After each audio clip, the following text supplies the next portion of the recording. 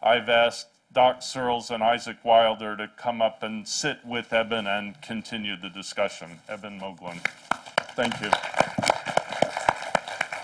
Thank you. It's a pleasure to be here and to see so many friends. I'm very grateful to David for the invitation. It's a privilege to be here.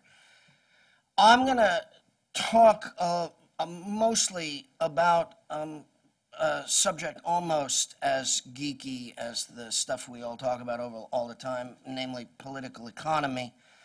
I'm going to try and make it less snoozeworthy than it sometimes seems to be, but you'll forgive me, I'm sure, for starting fairly far from OpenSSL. We'll get closer as time goes by. The developed economies around the world, all of them now, are beginning to experience a fundamentally similar and very depressing condition. They are required to impose austerity because levels of private debt have gummed up the works, and the determination of the owners of capital to take vast risks with other people's money have worked out extremely badly for the last half-decade. And so austerity is the inevitable and politically damaging position for all the governments of the developed world. And some of those governments have begun to slip into a death spiral in which the need to impose austerity and reduce public investment and welfare support for the young is harming economic growth, which prevents the austerity from having its desirable consequences. Instead of bad asset values being worked off and growth resuming, we are watching as the third largest economy in the world, the European Union, finds itself at the very verge of a currency collapse and a lost generation, which would have profoundly depressing effects on the entire global economy. For the policymakers, I recognize that few of them are here. They have, of course, better things to do than listen to us. For the policymakers, in other words, an overwhelming problem is now at hand. How do we have innovation and economic growth under austerity? They do not know the answer to this question, and it is becoming so urgent that it is beginning to deteriorate their political control. Marginal parties in several very highly developed and thoughtful societies are beginning to attract substantial numbers of votes and threatening the very stability of the economic planner's capacity to solve or to attempt to solve the problem of innovation under austerity. This is not good news for anybody. This is not good news for anybody. We have no opportunity to cheer for this outcome, which is largely the result of incompetence in those people who claim to be worth all that money because they're so smart. It is partly the result of the political cowardice which gave them too much room to swing their cats. It is not that we are glad to see this happen. But there is a silver lining to the cloud. There are very few people in the world who know how to have innovation under austerity. We are they. We have produced innovation under austerity for the last generation, and not only did we produce pretty good innovation, we produced innovation that all the other smart rich people took most of the credit for. Most of the growth that occurred during this wild and wacky period in which they took other people's money and went to the racetrack with it was innovation we produced for them. So now, despite the really bad circumstances, which we too can deplore because the unemployment is my graduating law students, your children, and all those other young people whose lives are being harmed for good by current bad economic circumstances. The people beginning their careers now will suffer substantial wage losses throughout their lifetimes.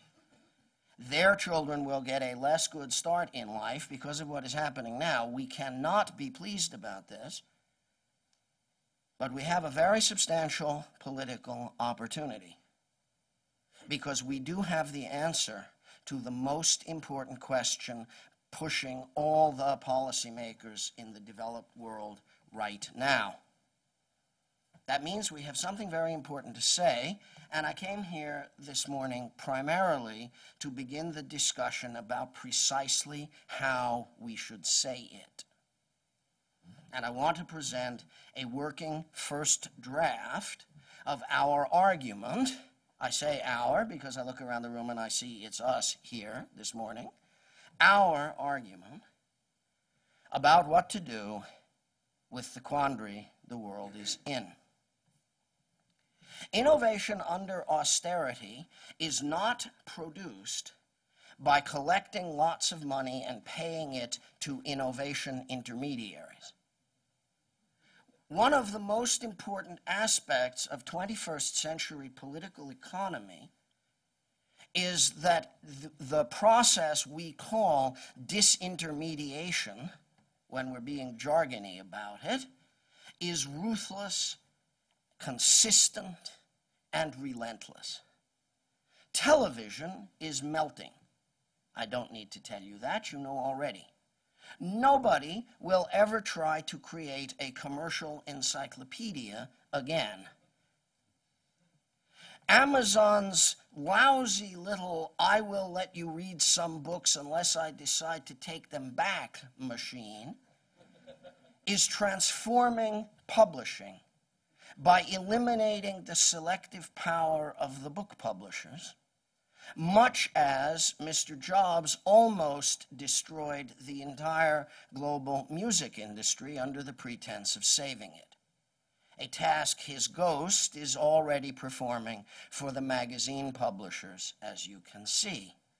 Disintermediation, the movement of power out of the middle of the net, is a crucial fact about 21st century political economy. It proves itself all the time. Somebody's going to win a Nobel Prize in economics for describing in formal terms the nature of disintermediation. The intermediaries who did well during the past 10 years are limited to two sets. Health insurers in the United States, owing to political pathology, and the financial industry.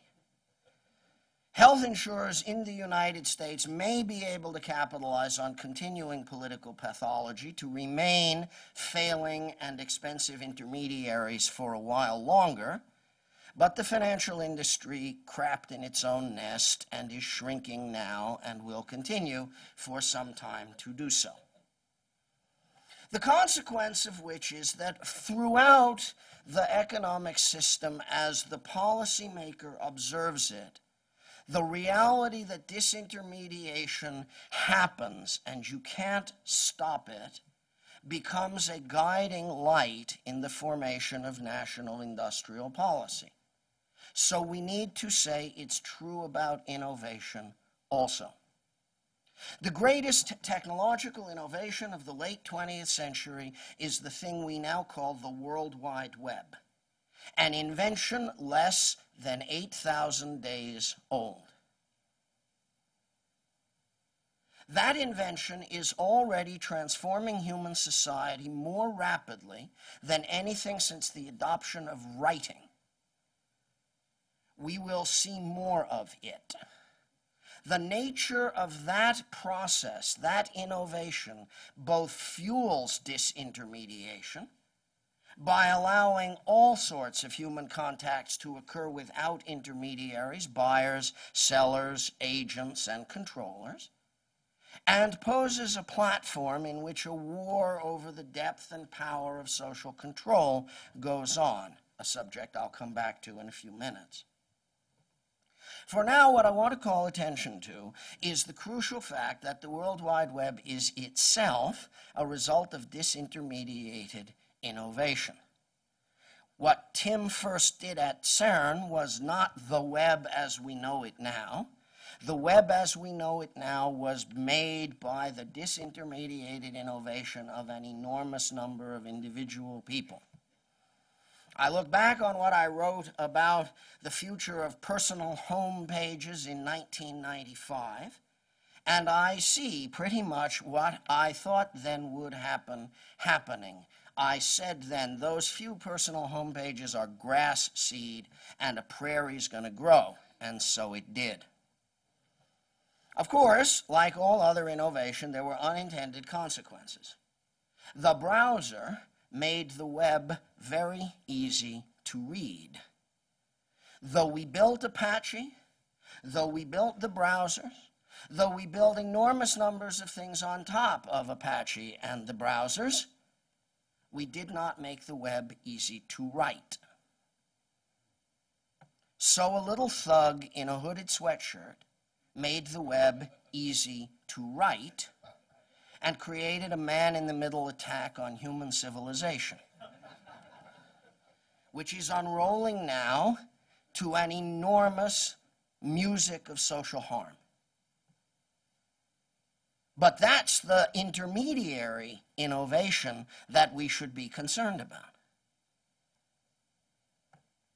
We made everything possible, including, regrettably, PHP, and then intermediaries for innovation turned it into the horror that is Facebook. This will not turn out, as we can already see from the stock market results, to be a particularly favorable form of social innovation. It's going to enrich a few people. The government of Abu Dhabi, a Russian thug with $1 billion already, a guy who can't wait to change his citizenship so he doesn't have to pay taxes to support the public schools, and a few other relics of 20th century misbehavior. But the reality of the story underneath is, if we'd had a little bit more disintermediated innovation, if we had made running your own web server very easy, if we had explained to people from the very beginning how important the logs are and why you shouldn't let other people keep them for you, we would be in a rather different state right now. The next Facebook should never happen. It's intermediated innovation serving the needs of financiers, not serving the needs of people. Which is not to say that social networking shouldn't happen. It shouldn't happen with a man-in-the-middle attack built into it. Everybody in this room knows that. The question is, how do we teach everybody else? But as important as I consider everybody else to be right now, I want to talk about the policymakers. How do we explain to them? And here we begin to divide the conversation into two important parts. One, what do we know about how to achieve innovation under austerity? Two, what prevents governments from agreeing with us about that? So let me present first my first draft of the positive case for innovation under austerity. It's called "We Made the Cloud." Everybody understands this in this room, too. The very point about what's happening to information technology in the world right now has to do with scaling up our late 20th century work. We created the idea that we could share operating systems and all the rest of the commoditizable stack on top of them. We did this using the curiosity of young people. That was the fuel, not venture capital. We had been at it for 15 years, and our stuff was already running everywhere before venture capital or even industrial capital raised by IT giants came towards us. It came towards us not because innovation needed to happen, but because innovation had already happened and they needed to monetize it. That was an extremely positive outcome. I have nothing bad to say about that. But the nature of that outcome, indeed the history as we lived it and as others can now study it, will show how innovation under austerity occurred. It's all very well to say that it happened because we harnessed the curiosity of young people. That's historically correct. But there's more than that to say. What we need to say is that that curiosity of young people could be harnessed because all of the computing devices in ordinary day-to-day use were hackable. And so young people could actually hack on what everybody used. That made it possible for innovation to occur where it can occur without friction, which is at the bottom of the pyramid of capital. This is happening now elsewhere in the world as it happened in the United States in the 1980s. Hundreds of thousands of young people around the world hacking on laptops, hacking on servers, hacking on general purpose hardware available to allow them to scratch their individual itches, technical, social, career, and just plain ludic itches. I want to do this, it would be neat. Which is the primary source of the innovation which drove all of the world's great economic expansion in the last 10 years. All of it. Trillions of dollars of electronic commerce.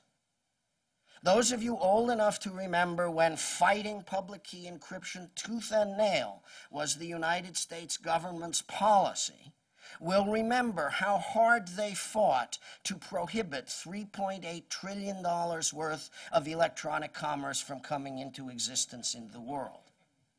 We were proponents of nuclear terrorism and pedophilia in the early 1990s, and all the money that they earned in campaign donations and private equity profits and all the rest of it is owing to the globalization of commerce we made possible with the technology they wanted to send our clients to jail for making. That demonstrates neatly, I think, to the next generation of policymakers how thoroughly their adherence to the received wisdom is likely to contribute to the death spiral they now fear they're going to get into. And it should embolden us to point out once again that the way innovation really happens is that you provide young people with opportunities to create on an infrastructure which allows them to hack the real world and share the results. When Richard Stallman wrote the call for the Universal Encyclopedia, when he and Jimmy Wales and I were all much younger than we are now, it was a frivolous idea.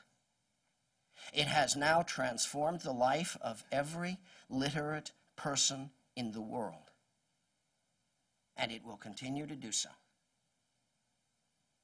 The nature of the innovation established by Creative Commons, by the free software movement, by free culture, which is reflected in the web, in the Wikipedia, in all the free software operating systems now running everything, even the insides of all those lockdown vampiric Apple things I see around the room.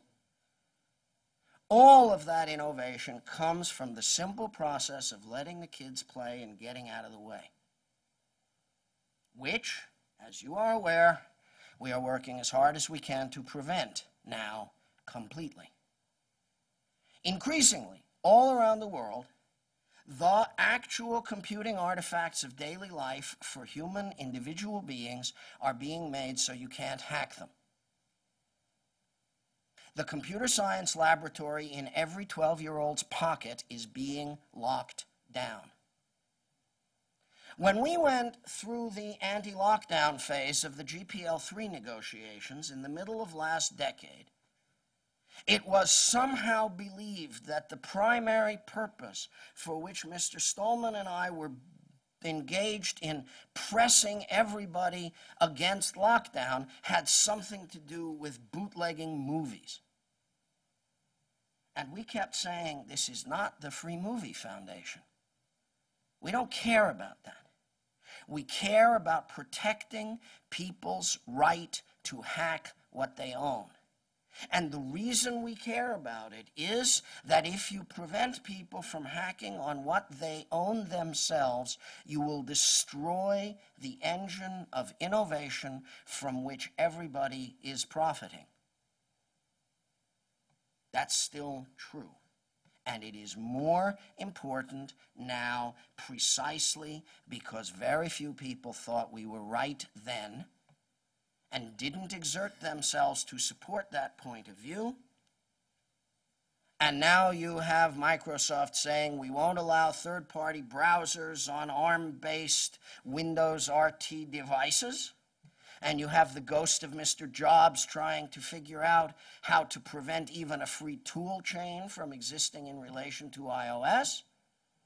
And you have a world in which increasingly the goal of the network operators is to attach every young human being to a proprietary network platform with closed terminal equipment that she can't learn from, can't study, can't understand, can't wet her teeth on, can't do anything with except send text messages that cost 1,000,000 times more than they ought to.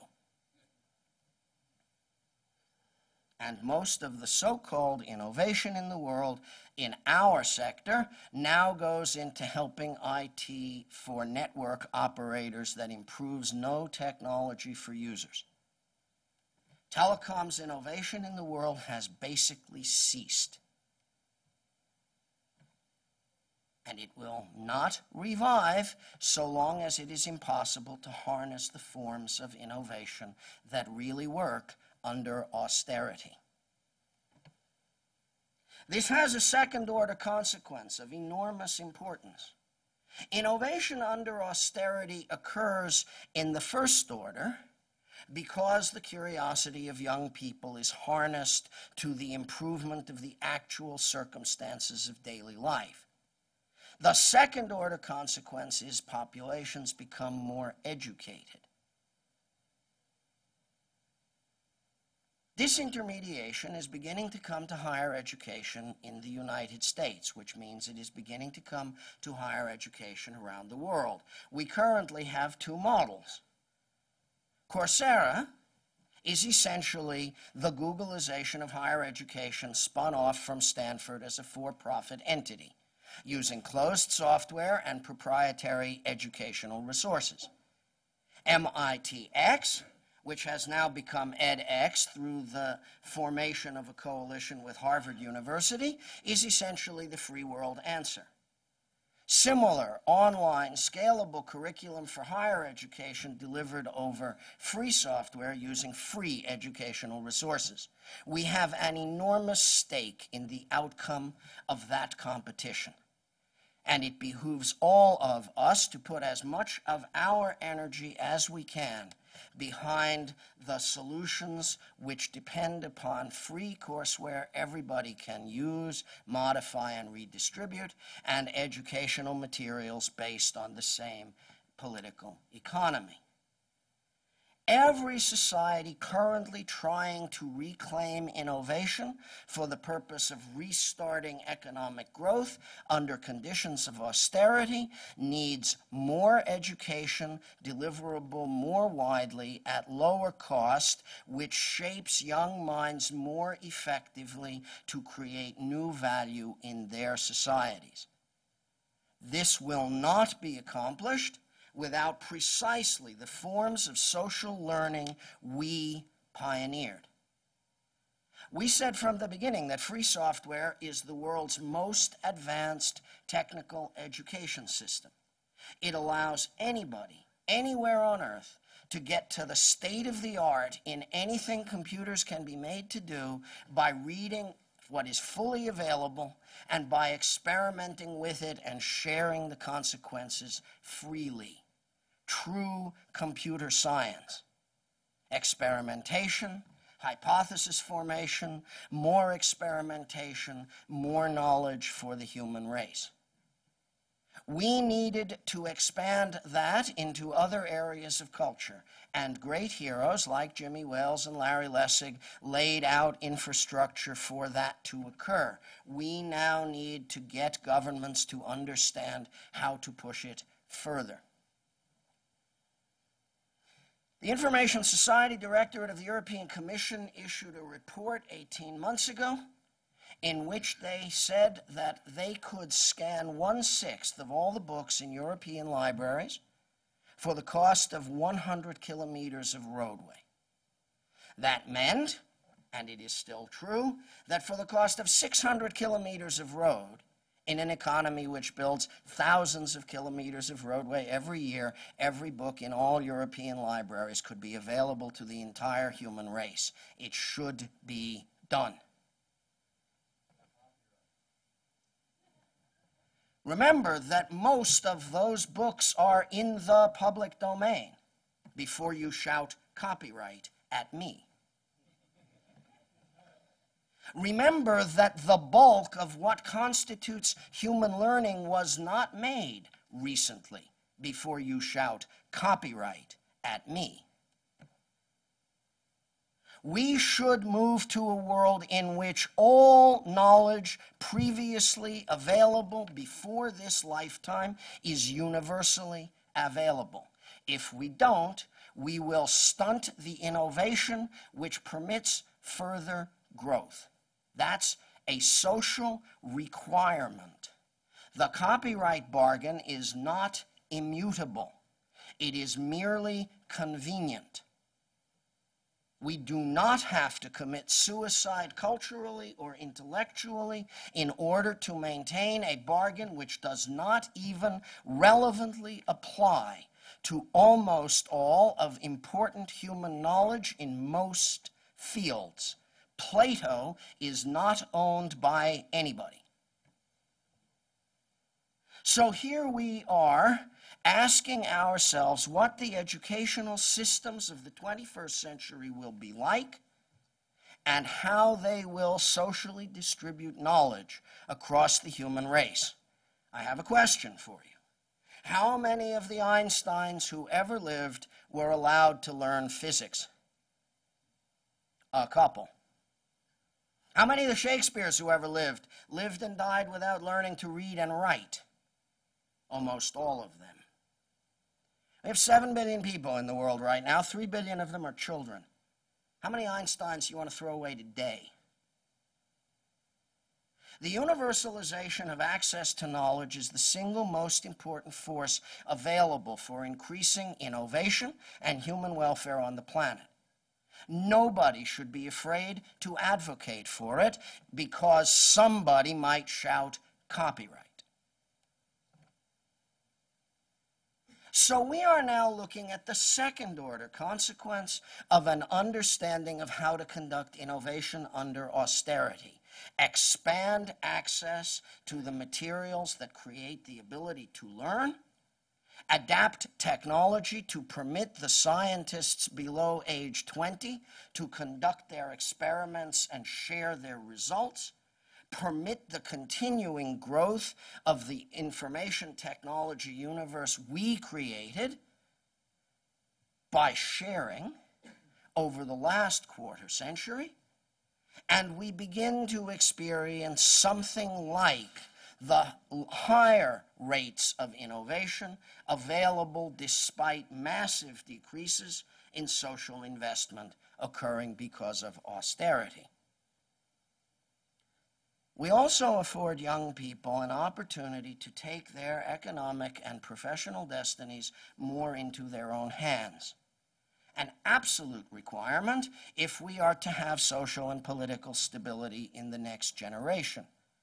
Nobody should be fooled about the prospects for social growth in societies where 50% of the people under 30 are unemployed. This is not going to be resolved by giving them assembly line car building jobs. Everybody sees that. Governments are collectively throwing up their hands about what to do about the situation. Hence, the rapidity with which in systems of proportional representation, young people are giving up on established political parties.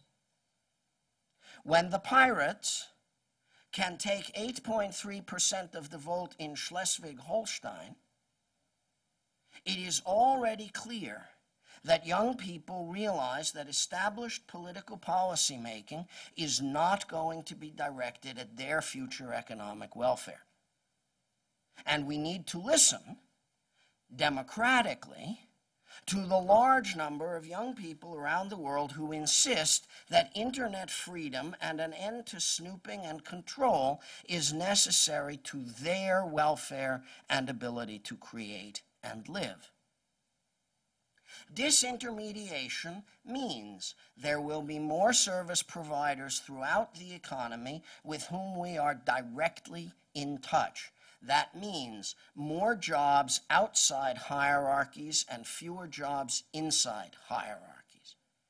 Young people around the world, whether they are my law students about to get a law license, or computer engineers about to begin their practices, or artists, or musicians, or photographers, need more freedom in the net and more tools with which to create innovative service delivery platforms for themselves. A challenge to which their elders would not have risen successfully in 1955. But we are a new generation of human beings working under new circumstances, and those rules have changed. They know the rules have changed. The indignados in every square in Spain know the rules have changed. It's their governments that don't know. Which brings us, I will admit, back to this question of anonymity, or rather, personal autonomy. One of the really problematic elements in teaching young people, at least the young people I teach, about privacy, is that we use the word privacy to mean several quite distinct things. Privacy means secrecy sometimes. That is to say, the content of a message is obscure to all but its maker and intended recipient. Privacy means anonymity sometimes. That means messages are not obscure, but the points generating and receiving those messages are obscure. And there is a third aspect of privacy, which in my classroom I call autonomy. It is the opportunity to live a life in which the decisions that you make are unaffected by others' access to secret or anonymous communications. There is a reason that cities have always been engines of economic growth. It isn't because bankers live there. Bankers live there because cities are engines of economic growth. The reason cities have been engines of economic growth since Sumer is that young people move to them to make new ways of being, taking advantage of the fact that the city is where you escape the surveillance of the village and the social control of the farm. How are you going to keep them down on the farm after they've seen Paris was a fair question in 1919, and it had a lot to do with the way the 20th century worked in the United States. The city is the historical system for the production of anonymity and the ability to experiment autonomously in ways of living. We are closing it.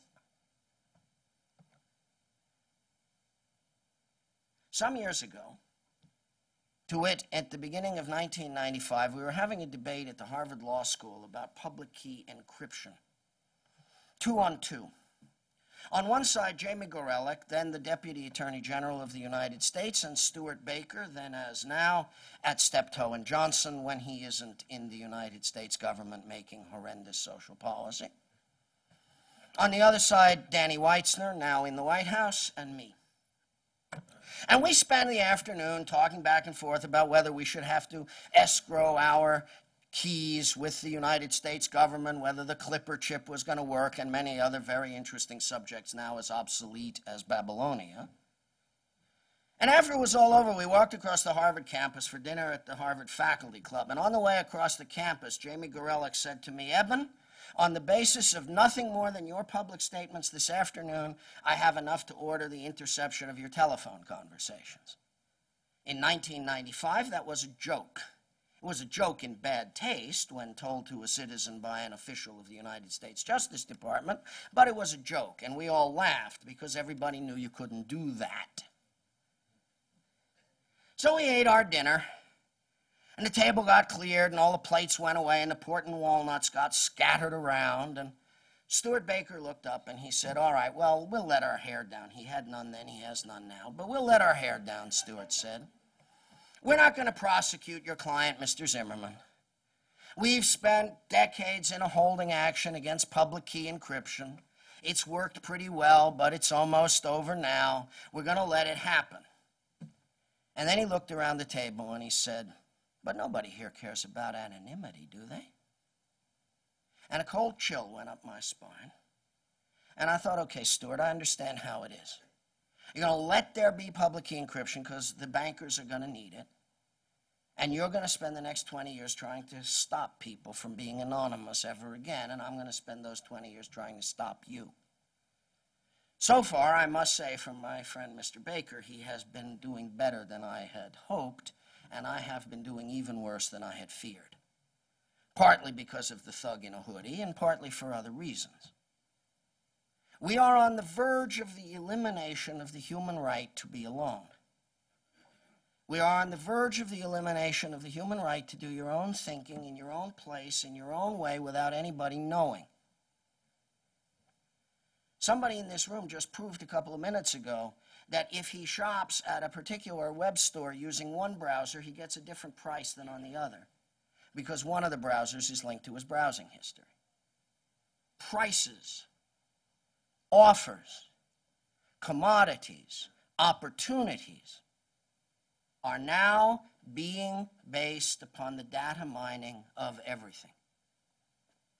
Senior government official in this government said to me after the United States changed its rules about how long they keep information on everybody about whom nothing is suspected. You all do know about that, right?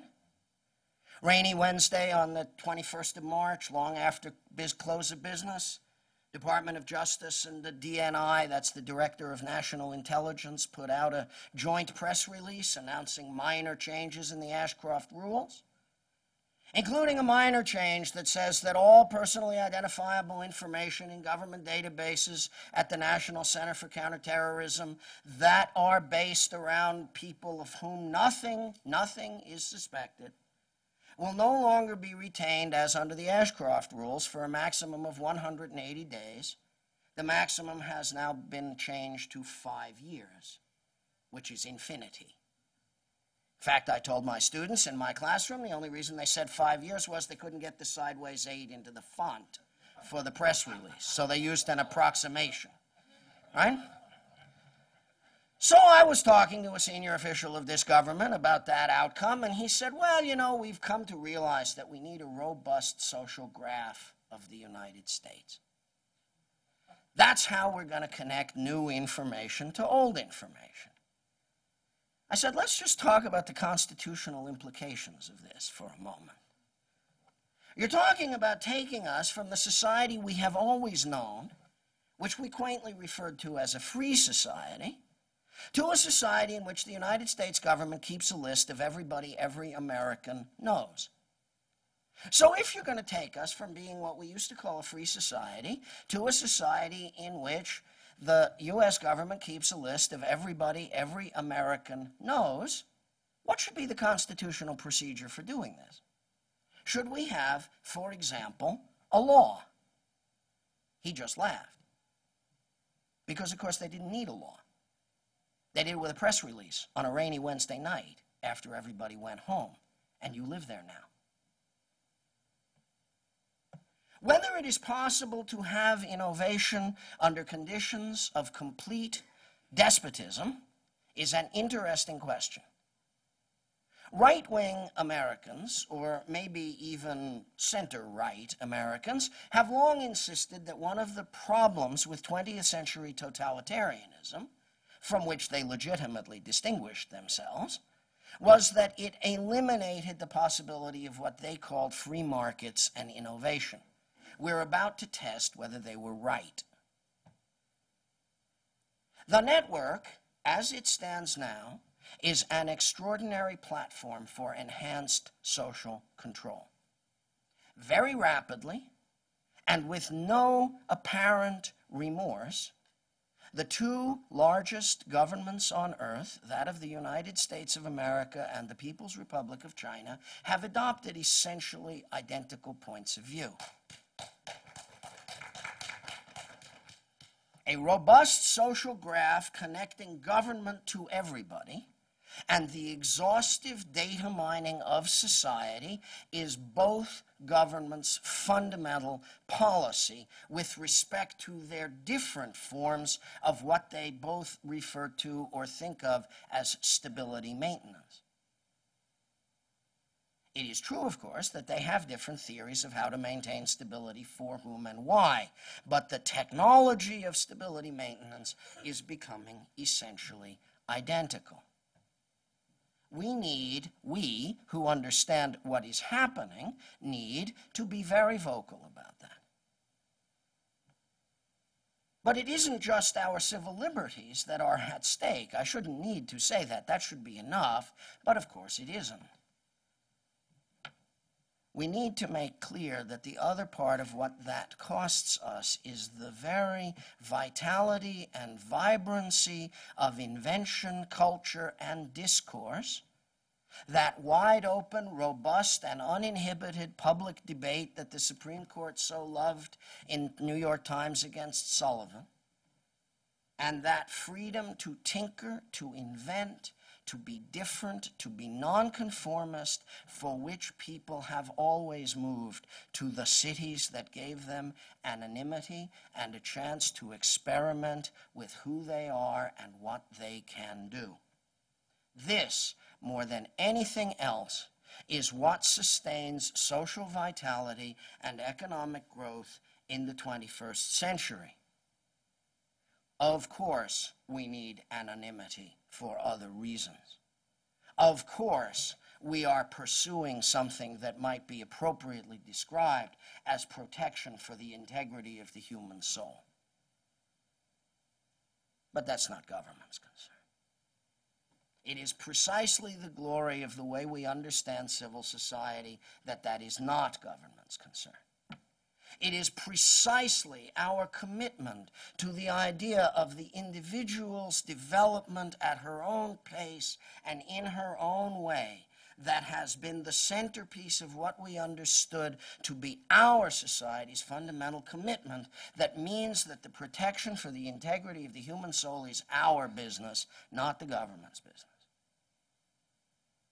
But government must attend to the material welfare of its citizens, and they must attend to the long-run good of the society they manage. And we must be clear to government that there is no tension between the maintenance of civil liberty in the form of the right to be let alone. There is no distinction between the civil liberty policy of assuring the right to be let alone and the economic policy of securing innovation under austerity. They require the same thing. We need free software. We need free hardware we can hack on. We need free spectrum we can use to communicate with one another without let or hindrance. We need to be able to educate and provide access to educational material to everyone on earth without regard to the ability to pay. We need to provide a pathway to an independent economic and intellectual life for every young person. The technology we need, we have. I have spent some time, and many people in this room, including Isaac, have spent more time now trying to make use of cheap power-efficient, compact server computers the size of AC chargers for mobile phones, which, with the right software, we can use to populate the net with robots that respect privacy, instead of the robots that disrespect privacy, which we now carry in almost every pocket. We need to retrofit the first law of robotics into this society within the next few minutes, or we're cooked. We can do that. That's civil innovation. We can help to continue the long lifetime of general-purpose computers everybody can hack on by using them, by needing them, by spreading them around. We can use our own force as consumers and technologists to deprecate closed networks and locked down objects. But without clear guidance in public policy, we will remain a tiny minority, 8.3%, let's say, which will not be sufficient to lift us out of the slough into which the bankers have driven us. Innovation under austerity is our battle cry. Not a battle cry for the things we most care about, but for the ones the other people most care about. Our entree to social policy for the next 5 years, and our last chance to do in government what we have not been able to do by attempting to preserve our mere liberties, which have been shamefully abused by our friends in government as well as by our adversaries. We have been taken to the cleaners with respect to our rights, and we have been taken to the cleaners with respect to everybody's money. I wish that I could say that the easiest thing to do was going to be to get our freedoms back. It isn't. Nobody will run in the election this year on the basis of the restoration of our civil liberties. But they will all talk about austerity and growth. And we must bring our message where they are. That's my first draft. Inadequate in every way, but at least a place to start. And if we have no place to start, we will lose. And our loss will be long, and the night will be very dark. Thank you very much.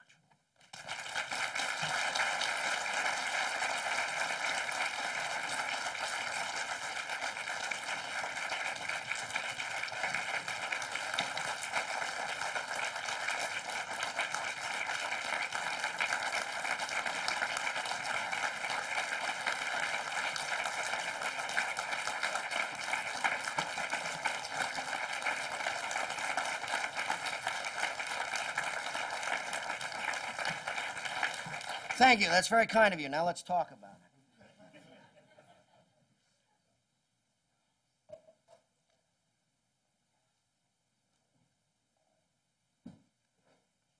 a little on switch on the bottom.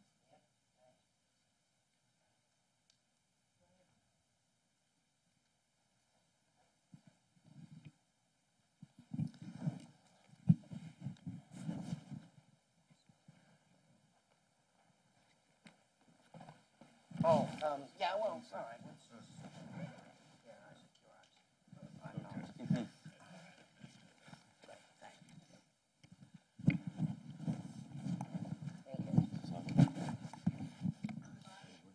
I should be in. Yeah. Is it on yet? That's on. I'd like to begin this because I hope I speak for a lot of the people here. That was not just one of the best speeches I've ever heard. It's one of the most important. And it won't be unless we follow up on it. We act on it. I felt, and actually Elliot sitting next to me says he felt like this is an I Have a Dream speech.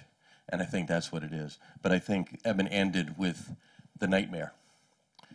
And if you weren't moved by this speech, your frog is boiled.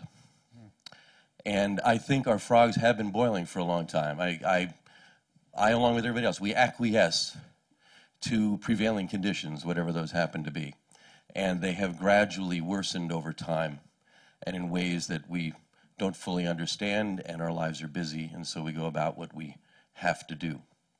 So what I want to do is task this audience with participating with the free everything movement that Eben has laid out for us now. So I see this just as a Q&A session, but as all of us freely contributing to the framework that Eben has laid out and that we've been part of for a long time. I love the way he included us in this. There's natural selection here. This is a select group.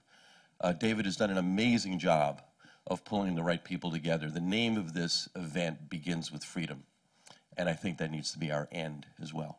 So, and I have nothing, more to add. It's just fabulous talk. Eben, I'd like to ask you a question. I see a tension between freedom and convenience. And I wonder how you see that tension playing out. I think you urged us to focus on innovation, but I wonder and I think that's compelling to this audience, perhaps the policymakers, but to the average user, convenience is an issue. Yeah, it's true, which is not only about the relationship between technology and society, it's true about lots of other things as well. The constitutional theorist Bruce Ackerman wrote a lengthy multi-volume history of the Constitution in the United States on the basic premise that most of the time, most people don't want to engage in deep thinking about politics and society. It only happens very occasionally, and the founders of the American Republic, Bruce said, tried in the Federalist structure to take advantage of those occasional moments when people want to pay attention. But here again, and I focus on this because the demographics are so important, that sense of convenience being more important than other values moment by moment is more true of grown-ups than it is of children. I go around the world, I talk to governments about all sorts of things connected with technology in 21st century society, and I hear from people, from presidents to ministers to local planning committees, all sorts of stories about the terrible social problems their cultures and communities face. And I find myself saying often, yes, you're right, this is a really, really horrible problem. It's extraordinarily difficult, and it requires immense amounts of energy to deal with. You need the strongest social force possible to deal with this, and the strongest social force ever available anywhere is the curiosity of children. You need to harness it. We have actually both lessons, the thing you call attention, right? It's attention indeed. Because it is true that grown-ups in their busy lives find themselves willing to do anything that works, and if you hand them a box with an F button on it, they'll push it, whether it costs them or not, and whether it connects them to a great big man-in-the-middle attack on their social lives or not, or whether their friends are ratting them out on the weekends to their employers. I think they pay very little attention. It's now. But you give a thing to an 8-year-old, and it's not like that anymore. He's got plenty of time. You give a 12-year-old a thing like that, and she's ready to take it apart. She's not thinking about convenience. She's thinking about learning. She's doing science. She's playing around. And I have seen in more places in the world than I can think to name that force of those children fooling around with computers and doing amazing things. You see it everywhere you go. So I believe the tension is there. I believe usability is a crucial problem in building tools for privacy and freedom. Freedom Box, the stack of software we need to make for all those little objects in the world, you know this even better than I do, it's partly about function, but it's mostly about integration and usability. We've done all the hard work. My laptop, your laptop, we're pretty safe. The problem is, how do we make this work for real people with real busy daily lives? So the tension's there, but the answer's there too. We need to empower children. And part of what is wrong with the technology is the extent to which they are becoming not inventors but consumers. If that process is completed, we really are sunk. Why don't we go back and forth with both sides over here first? Mike Nelson of Georgetown University. I have at least 15 different questions I'd like to ask you, starting with encryption, since I was I remember. Stuart Baker's best friend for a couple of Yeah, years yeah. at the White House. It made things very hard for me, Mike. I'm really glad it's not true Right. anymore. It isn't true anymore, right? I would like to urge you to run for Congress, preferably by moving to Palm Springs and running against Mary Bono Mack. I don't think they would like me in Palm Springs, Mike. But the thing I hope you'll do after that speech, which I agree is sort of like the I Have a Dream speech, is to actually engage your critics. I mean, the speech is great, and the YouTube video will be seen by thousands of people, mostly your friends and supporters. I think you need to engage your critics, and we need something like the Federalist Papers, where we have the two big questions debated from both sides, and we get both parties, both viewpoints expressed. But I'd like to just ask one quick, very specific question, because I really think the first part of your speech about general purpose computing and user-centric computing is really where we have to start.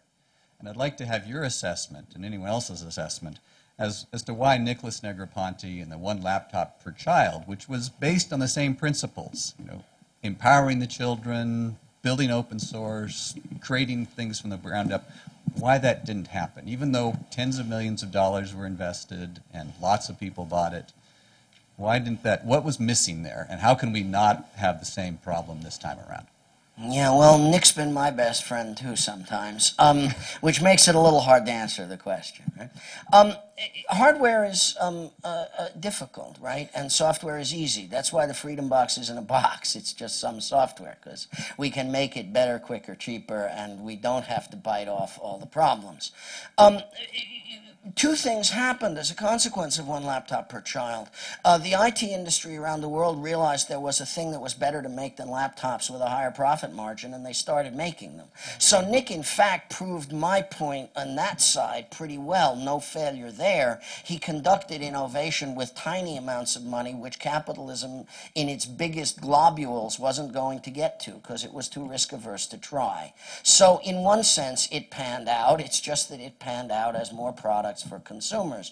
The second thing is that Nick tried to do something really, really important with mesh networking, and it was, as another friend of ours very close to the thing said, it was a wonderful failed experiment. It didn't work. It worked great in the lab, and it didn't work real well in Montevideo, and it worked even less well in Peru, and after a while everybody went back to, well, let's have a classroom server and use Wi-Fi. And this is the part of the thing that I was really trying to talk about in the big, broad, general way, right? We need mesh. We need a way of doing communication which is not based around operator-centric architecture. Is the FCC going to do that for us? No. You want me to engage my critics? They were bought decades ago, right? So now we're in a situation in which if there is one man in this room, Dwayne Hendricks, there is one man in this room who might help us to figure out what we're going to do about this. We must have build-it-yourself networking that really works. Nick was a visionary, and he tried. And if it had been ready then, we would be living in a different world now. But it wasn't. I think that's technical failure of an honorable and important kind. I think he conducted a vast, innovative experiment and succeeded beyond his wildest dreams, but the other guys ran away with the profits as usual. And the one piece we really, really needed, which was communications technology that deprives the centralized network operator of power, we weren't ready for. Now we have more closed network than open network, more people using proprietary closed forms of somewhat like the internet than the internet itself. And we've lost big in that process. Now it's a harder thing to deal with. I have the feeling, as in so many other ways in life, that I've been guided by my friend Larry Lessig. Running for Congress is what I'm not going to do. Do you have another suggestion about how to engage critics, Mike? I would love to take one, but that's not the one I want to take. No, the Federalist Papers analogy right. was a serious one. You're All doing right. something every week with a critic who will point out your fallacies so you can point out their fallacies. All right, let's do it. Let's find the ones who want to engage. We have 27 minutes left, and so try and make it quick. It's not much time. My question will be, what did you mean by this wall wart that could serve as a server? How close are we to the hardware? Why do you want to have it? Let me preface the question by saying that in order to do the onion router, you need to be able to have your own server. In order to do anonymization, you need to have your own server ability. In order to build a network of our own within the network that is increasingly out of our control, we need to be able to upload and download from our own servers. I often wonder if the amount of energy being put into prevention of file sharing out of all proportion to the economic value of any copyright infringement that's going on is a sign that those in power understand that they must stop our ability to be our own nose. Is that resonant with you? Thank you. Why don't you talk about this? So there are two things in play here. There's logical peer-to-peer, overlay networks, and there's what we call material peer-to-peer, physical material networks. And there's a complex interplay between those forces. So the Freedom Box stands to be a tool that participates in that logical network, no matter what its connection to internet is, and can serve as a seed of a material physical network. Now, your question was, how close are we? What needs to be done? As Eben said, the basic tools are there. We know how to build overlay networks. There's been incredible advances over the last decade in distributed computational systems. So that's there. It really, at this point, is a matter of integrating those tools in a way that makes them usable. And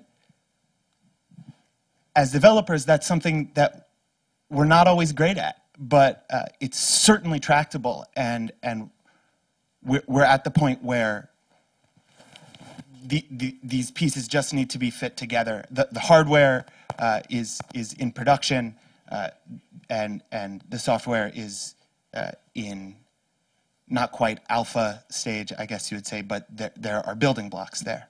The world's going to fill up over the next 6 or 7 years with small, very inexpensive, very powerful servers, which are based around ARM chips and fit in a thing that fits in your hand and uses small amounts of power that you could really run off a battery array.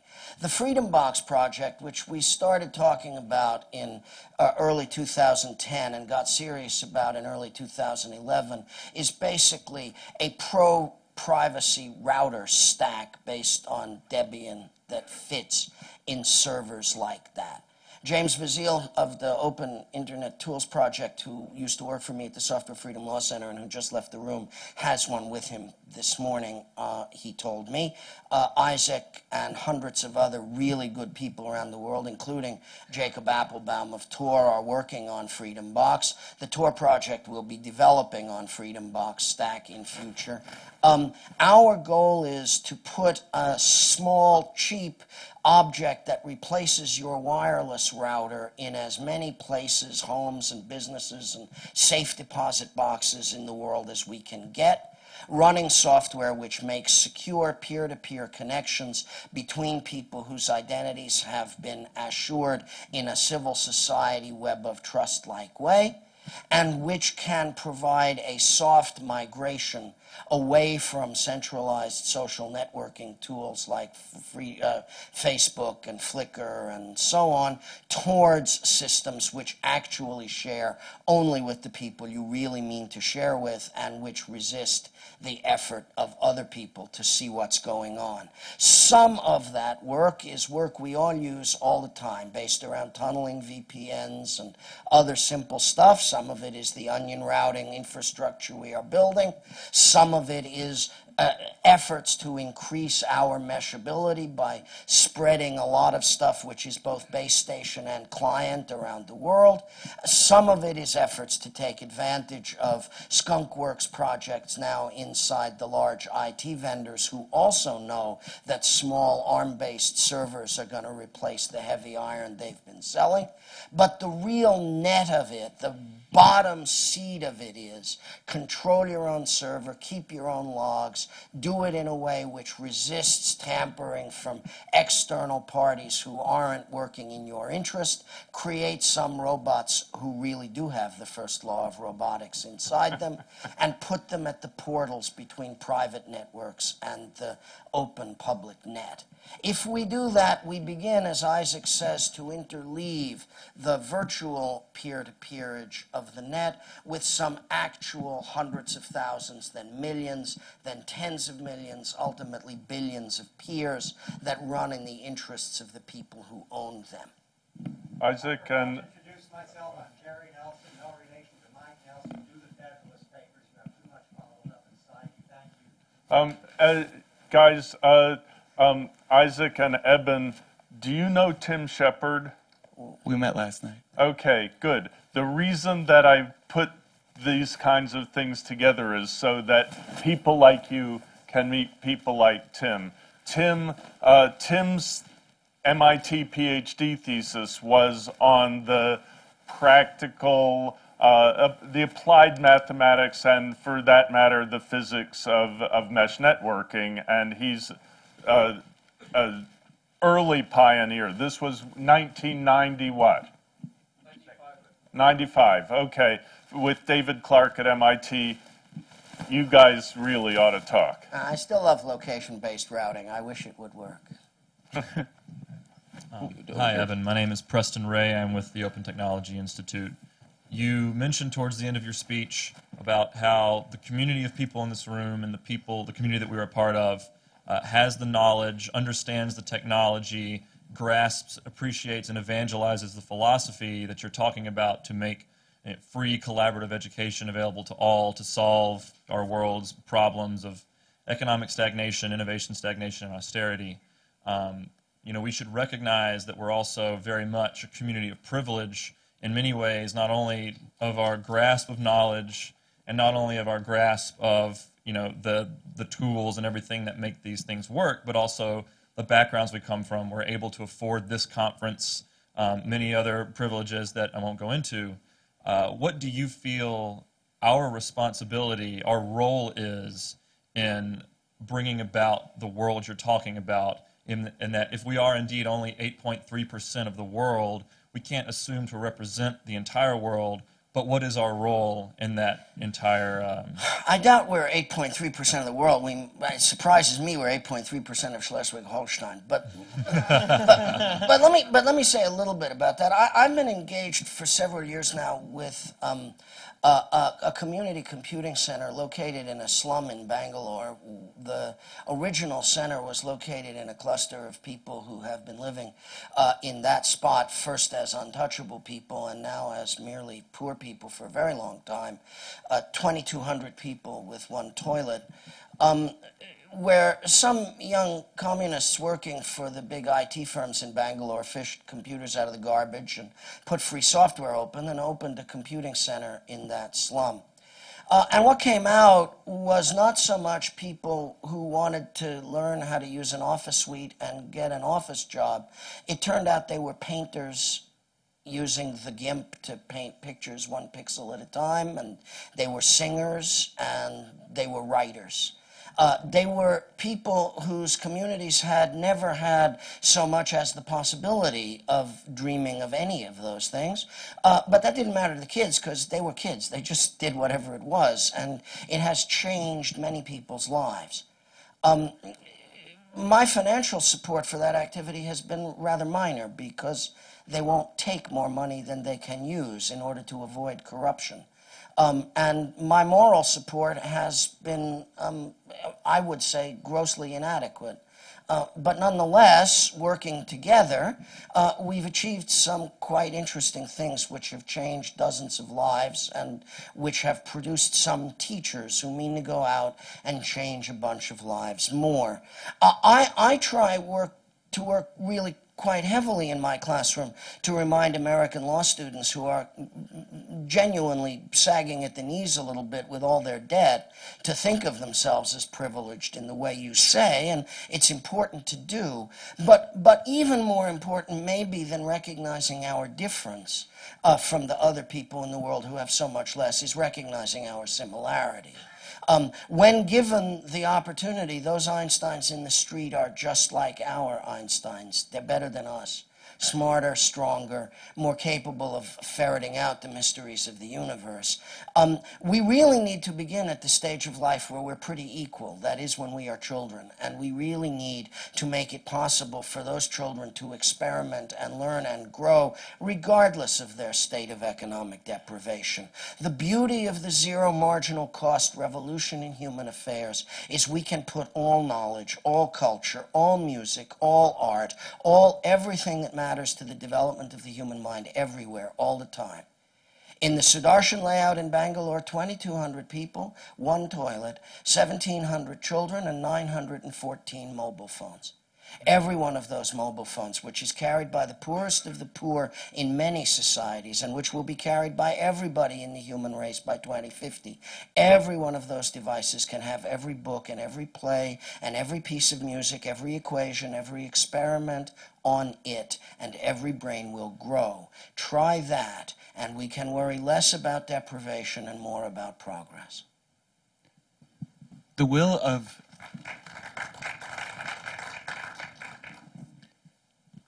of humanity towards total connectedness is manifest at this point. And I said it before, and I'll say it again. The fundamental dialectic of our struggle is this. Will we be enslaved by our technology or liberated by it? As technologists, as those privileged enough to understand what exists now and what is coming, I view our responsibility as making sure that it's liberation technology instead of enslavement technology. And I think everybody in this room understands that, but the privilege does come with responsibility, and it's to sound that alarm. Very good. Over here. Hi, Nick Grossman from the MIT Media Lab. First, I thought your thoughts about why cities are innovative and why interesting things happen and why people go there and how what autonomy is and why that matters, very compelling, super relevant to the internet, and I think it's a metaphor that will only gain in momentum, so thank you for laying that out.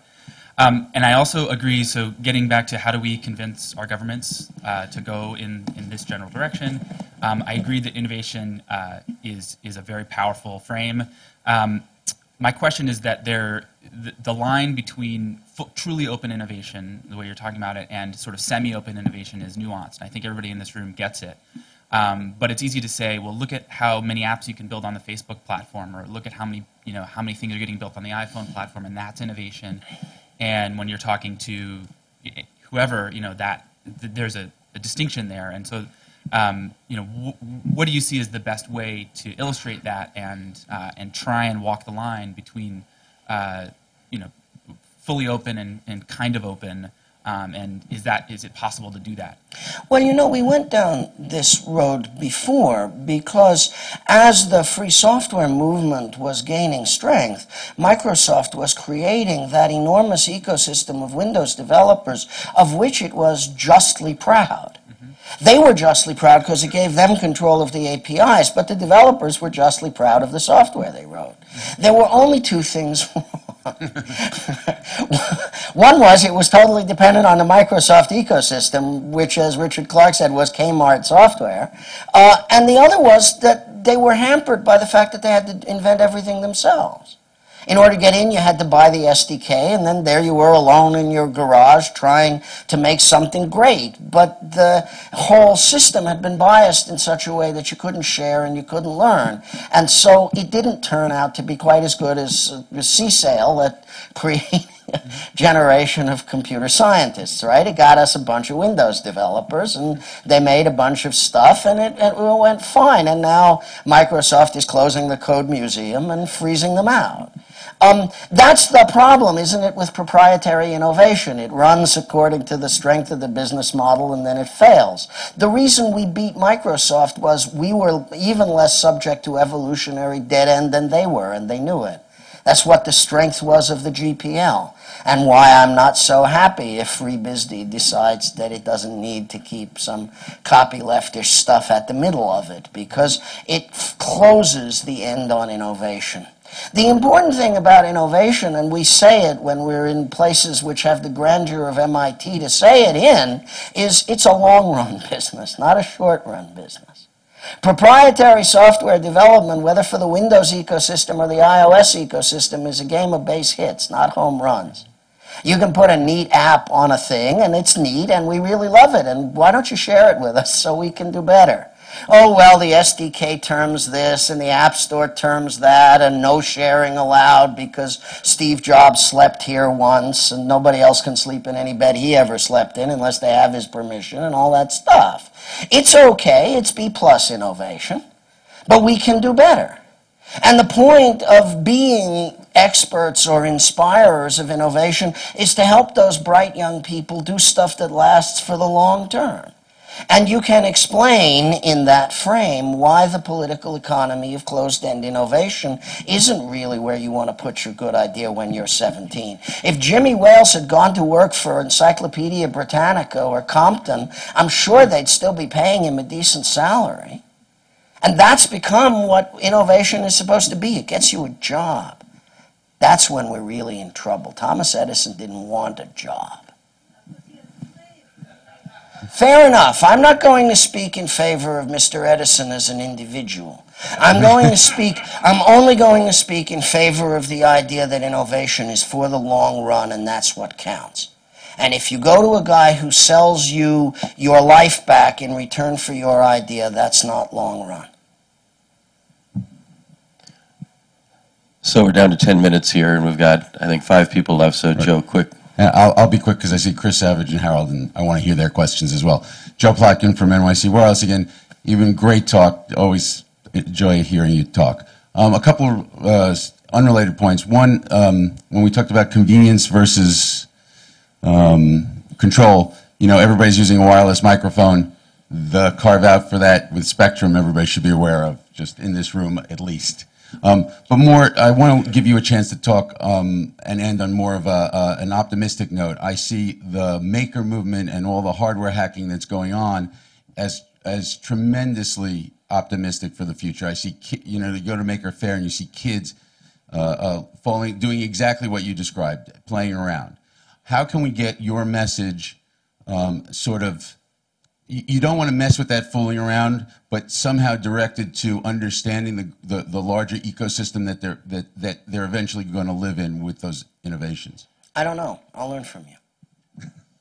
Actually, I'd like to, toward Joe's point and a prior point, I was remembering when Evan was talking about kids. You know, what I did when I was a kid was I loved radio, and I loved to stab radios with screwdrivers, and I was a ham radio operator.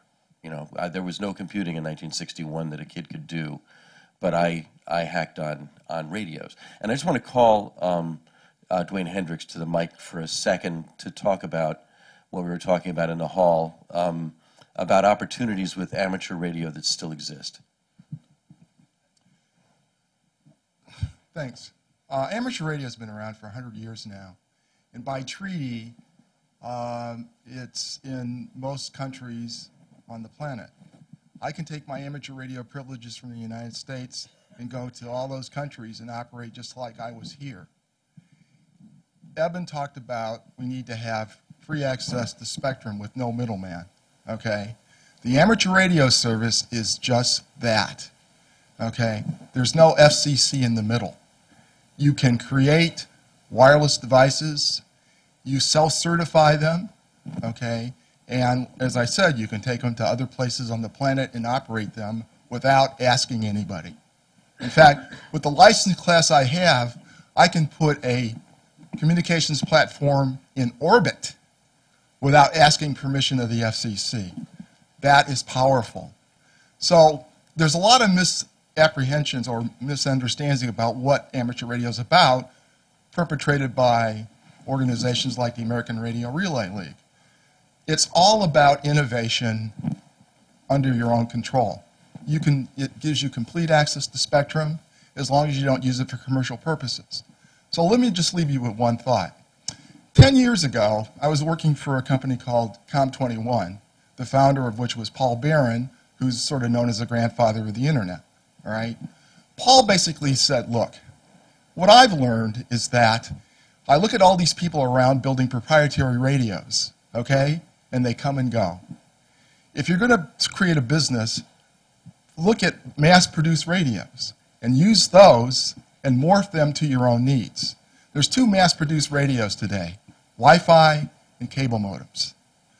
With a little construct called a transverter also known as a linear translator, you can take the inputs and outputs of a cable modem or any Wi-Fi device and put it anywhere in the radio spectrum.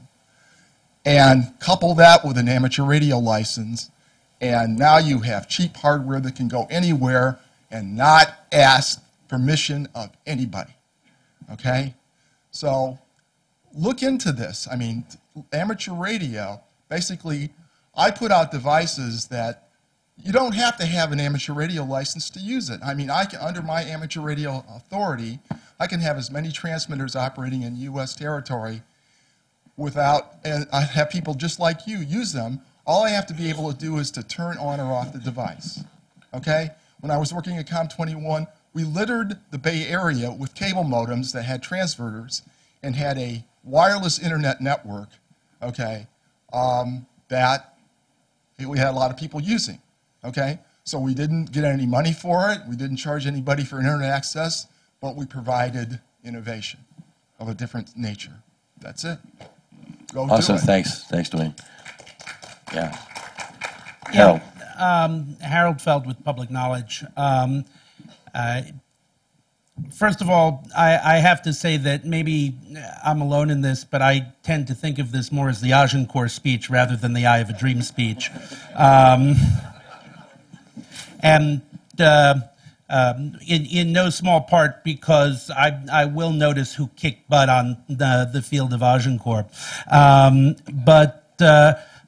The one thing I did want to raise and ask is if you've seen Cory Doctorow's recent piece on the failure of geek politics. And this is I will confess to my own self-interest as a Washington insider focused on the FCC, but I just want to stress and ask folks like you who are out there to encourage engagement in these processes, and especially when the temptation to despair about getting productive results is so high. But also point out the positive aspect of this, as Dwayne just actually focused, is there are actually a lot of opportunities that are here and around us. And I really think that there is a lot that could be done, as has been done already with a number of folks, in trying to organize a more focused agenda that would be a positive agenda, legislative and regulatory agenda, rather than a defensive one. And I just want to put that out there, as well as an interest in working with anybody who's interested in taking up arms here. Okay. Hi.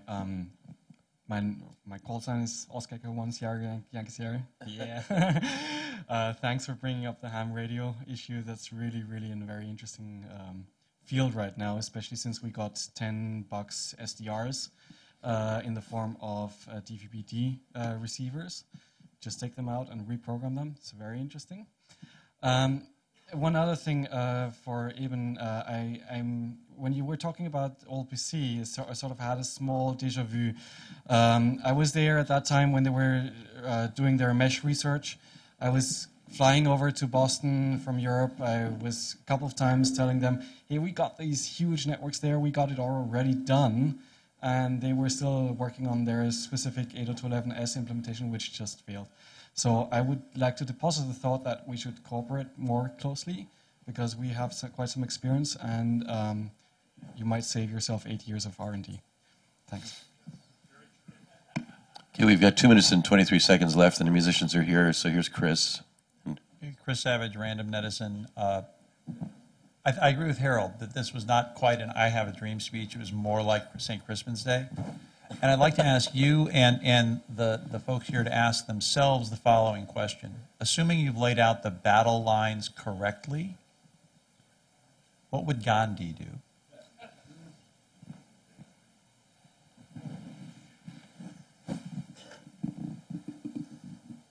Would Gandhi battle?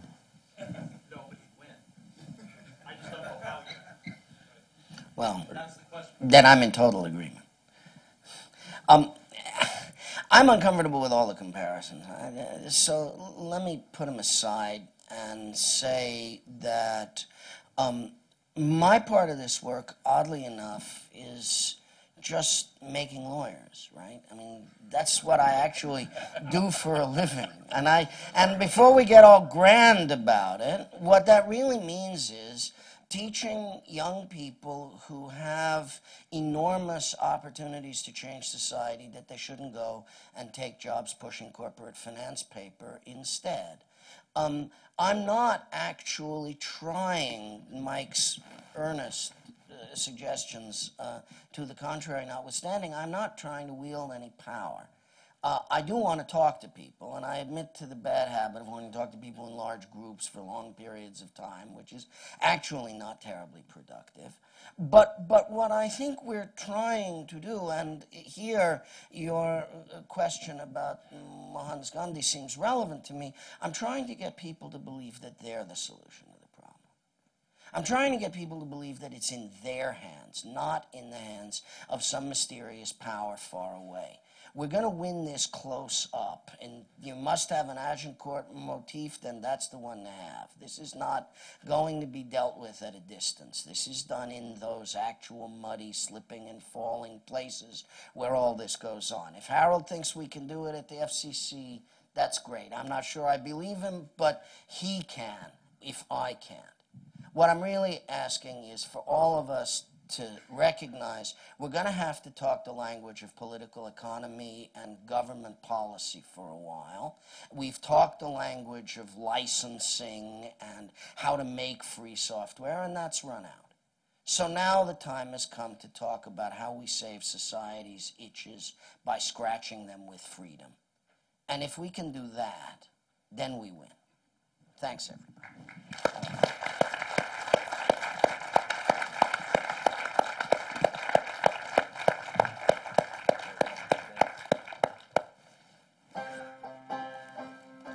Well, given the fact that we just had some history making right in this room, one of our gurus of history and music